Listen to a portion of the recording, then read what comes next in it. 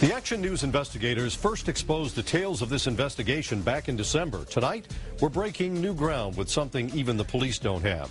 These guys accused of being rogue cops were actually caught on tape during a drug raid. We've got the recording, and it's not flattering for these cops who are now facing criminal charges. You're watching a performance by a rock band called One, Others Not Equal.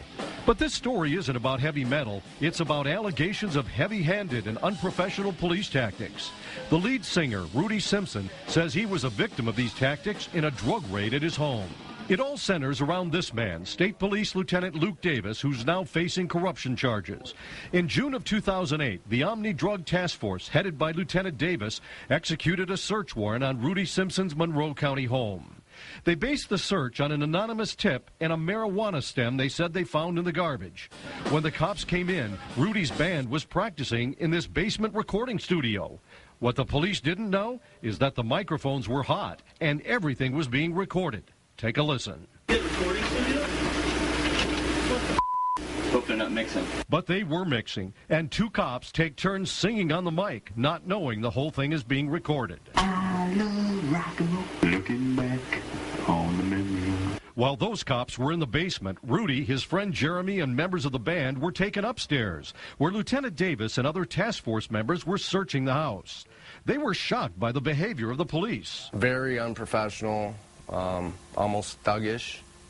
I felt violated and almost like if it was a game to them. Going into kitchen cabinets, eating cookies, and going in the refrigerator, eating stuff out of the refrigerator. It was very unprofessional. And it wasn't exactly a big drug haul for the cops either. 4 ounces in the bag. They found a quarter ounce of marijuana, 12 small seedlings in a pot they claimed were marijuana, and a half a pain pill that Rudy later produced a prescription for. These guys say the police seemed more interested in Rudy's stuff than they were in the drugs they found. Basically what I heard them talking about was what equipment, what materialistic stuff could they take out of my house. It seems like, yeah, that they were just trying to figure out what they could come out of here with. And now, hear it for yourself, caught on the band's equipment that the cops don't know was recording. Well, we keep a bunch of booze, right? Well, where are we at? I mean, that's Luke's fault, not mine. I was just trying to get your bail on. Yeah, well, Luke comes down here, he's going to want to take everything. Band, he's going to say that quarter ounce, at least a quarter ounce there, is going to give us a chance to take all this stuff, according to Luke. Hey, what do you want to take in the basement? You want to take the drums and all that or no? The police wound up taking 3 pages worth of stuff from the house, including some of Rudy's personal property, a 52-inch flat-screen TV, a DVD player, 2 computers, a camera, and a bunch of DVDs. Under the law, police are only supposed to confiscate property that was purchased with money earned from drug sales. Rudy admits he was smoking pot, but what evidence did they have that he was selling drugs? There was none. There was no sales. There was no undercover cops. There was nothing on paper. It was basically an anonymous tip, they said. The Luke Davis corruption charges raise serious questions, not only about the conduct of police officers, but also about Michigan's drug forfeiture laws. This report from a group called the Institute for Justice, Policing for Profit, rates all the states for their forfeiture laws. Michigan gets a D-. In Michigan, in a drug raid, they can take your property just with probable cause.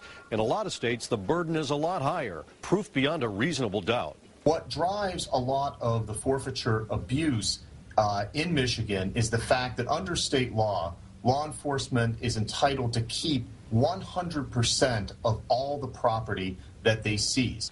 In Michigan, they can even take your property without charging you with a crime. And I've learned that's what investigators are alleging happened in the Luke Davis case. Rudy Simpson was charged for the marijuana and a half a pain pill, even though he had a prescription for the pain pill.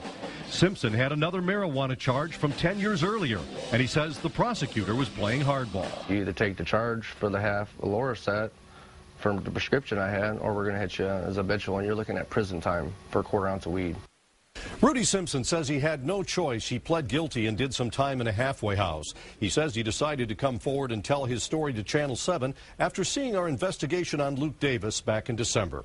Rudy Simpson claims the Omni Narcotics crew also took $400 in cash and a gold ring that was never even listed on the search warrant return. That allegation was denied by the prosecutor in court records. Scott Lewis, Channel 7 Action News.